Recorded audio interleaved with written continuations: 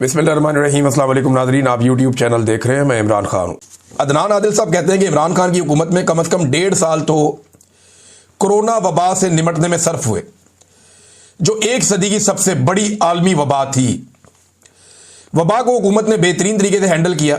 अवाम को इलाज मुआवजा, वैक्सीनेशन की सहूलियात दी, मईशत को गिरने नहीं दिया, ग्रोथ को 6% तक ले गए।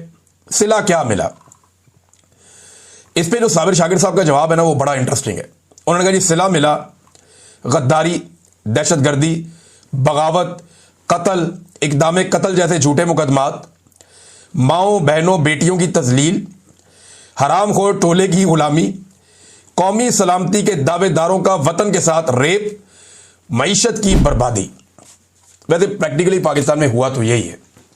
अब वो दिल जले लोग हैं, वो लिख देते हैं सारी बात जो उन्होंने होते हुए देखा पाकिस्तान के साथ। ये एक भोंडा मजाक नहीं है तो और क्या है।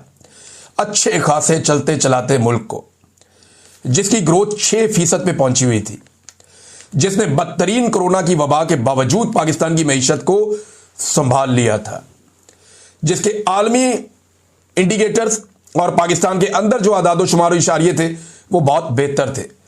जो चीजें मैक्सिमम कंट्रोल की जा सकती थी, इमरान खान साहब ने करके दिखाई। बदतरीन दुनिया की वबा के बावजूद करके दिखाई। ऐसे चलते चलाते मुल्क को जनरल बाजवा ने सिर्फ अपनी एक ख्वाहिश की भेंट चढ़ा दी, और तब से लेकर अब तक मिलिट्री एस्टेब्लिशमेंट की जिद ने पाकिस्तान को वापस खड़ा नहीं होने दिया। क्योंकि अवाम ने जिद पकड़ी हुई है, हमें इमरान खान चाहिए, और एस्टेब्लिशमेंट ने जिद पकड़ी हुई है कि जी उसके अलावा हम किसी को भी कबूल करेंगे, हम इमरान खान में नहीं मानते। अब इस जिद के चक्कर में पाकिस्तान का नुकसान हो रहा है। किसी को तो पीछे हटना पड़ेगा। अब 25 करोड़ लोग तो पीछे हटने से रहे, तो ये जो चंद लोग हैं 5, 7, 10, इन्हें पीछे हटना चाहिए ना। ये अपने स्टांस से पीछे हटे और पाकिस्तान को चलने दें। यही पाकिस्तान के आगे बढ़ने का रास्ता है। डोनाल्ड ट्रंप ने पाकिस्तान के ऊपर एक बहुत ही भोंडा और एक बड़ा गलीज इल्जाम लगा दिया है, लेकिन पाकिस्तान की हुकूमत खामोश है। लेकिन जैसे ही अमेरिका का इंडिया के साथ मुआहिदा हुआ, मोदी के और ट्रंप के हालात बेहतर होना शुरू हुए। जैसे ही इंडिया और अमेरिका जरा थोड़े से करीब आए, जैसे ही उनका ट्रेड एग्रीमेंट बेहतरी की तरफ गया, जैसे ही इंडिया ने रशिया से कुछ तेल शेल लेना कम किया, उसी लम्हे डोनाल्ड ट्रंप ने पैंतरा बदला। अब डोनाल्ड ट्रंप ने पैंतरा बदला और स्टेटमेंट जरा आप सुन लीजिए। डोनाल्ड ट्रंप ने कितना संगीन इल्जाम लगाया। उसने कहा कि पाकिस्तान, चाइना और रशिया खुफिया एटमी तजर्बात कर रहे हैं। डोनाल्ड ट्रंप का दावा। पाकिस्तान पे बहुत बड़ा इल्जाम लगाया डोनाल्ड ट्रंप ने। दफ्तर खारजा खामोश है, शहबाज शरीफ खामोश है, फील्ड मार्शल आसिम मुनीर खामोश हैं, डीजी ISPR भी खामोश है।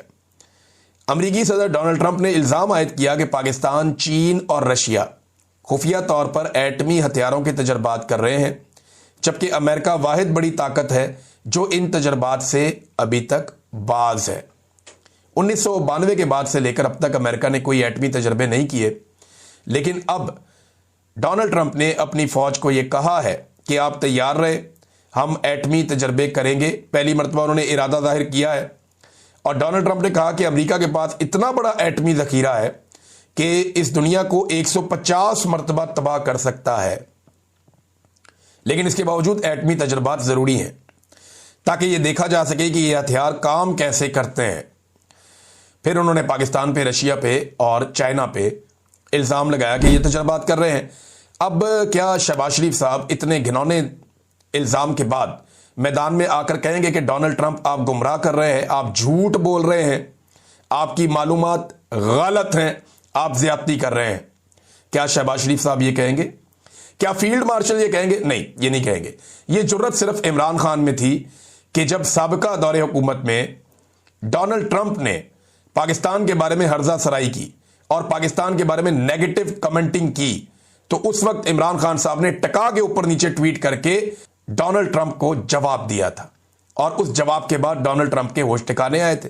फिर जब इमरान खान साहब गए अमेरिका में, तो डोनाल्ड ट्रंप ने उस किस्म की कोई हरकत दोबारा नहीं की।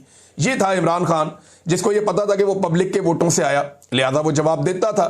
अब ये सारे एक दूसरे की इंश्योरेंस पॉलिसी हैं, और इनकी इंश्योरेंस पॉलिसी और वेंटिलेटर अमेरिका के पास है, लिहाजा ये अमेरिका को जवाब देते हुए डरते हैं। अब किन अल्फाज में जवाब देते हैं, डरते डरते देते हैं, क्या बात करते हैं, इसके बारे में भी कुछ कह नहीं सकते, लेकिन डोनाल्ड ट्रंप ने पैंतरा बदलना अभी सिर्फ शुरू किया है। याद रखें, डोनाल्ड ट्रंप का दुनिया में जो सबसे क्लोज आदमी बना था और बड़ा शानदार दोस्त था वो इलॉन मस्क था। इलॉन मस्क के बच्चे संभाले हुए हैं डोनाल्ड ट्रंप ने, यह बात आप याद रखें।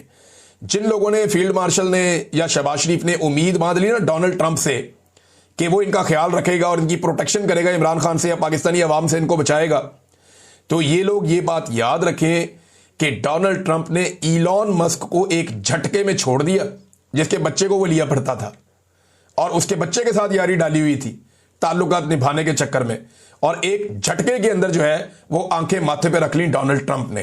तो आप लोग ये बात ज़हन में रखें और डोनाल्ड ट्रंप पे तकिया मत कीजिएगा।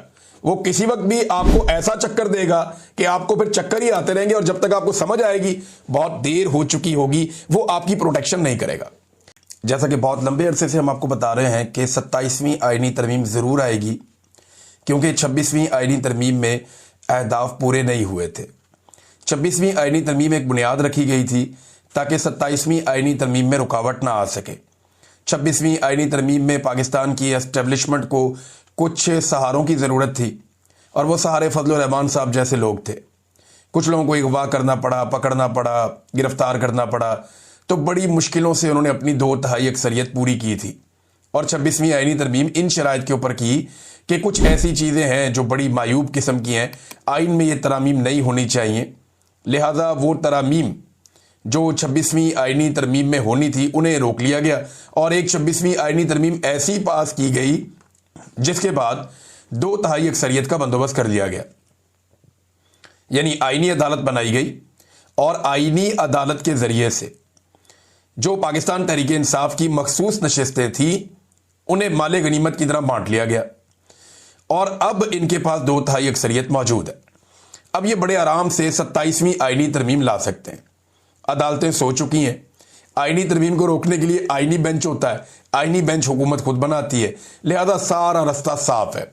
और अब 27वीं आईनी तरमीम, जैसा कि मैंने आपको चंद दिन पहले बताया कि बिल्कुल आने वाली है और कोशिश ये की जाएगी कि फील्ड मार्शल आसिम मुनीर साहब की एक्सटेंशन से पहले पहले या उनकी रिटायरमेंट की डेट से पहले पहले 27वीं आईनी तरमीम मंजूर कर ली जाए। अब ये 27वीं आईनी तरमीम है क्या? ये बिलावल जरदारी ने इसको ट्वीट कर दिया और बिलावल जरदारी के ट्वीट के जरिए से ये 27वीं आईनी तरमीम पब्लिक के सामने आ गई। देखिए, नॉर्मली तो ये पता भी नहीं होता कि तरमीम करनी क्या है बेचारे अरकान को, उन्हें हुक्म दे दिया जाता है पार्टी रहनुमाओं की जानिब से कि आपने ये वोट करना है, वो बेचारे कर देते हैं। अब पीपल्स पार्टी जो है वो गोंगलुओं से मट्टी झाड़ते हैं।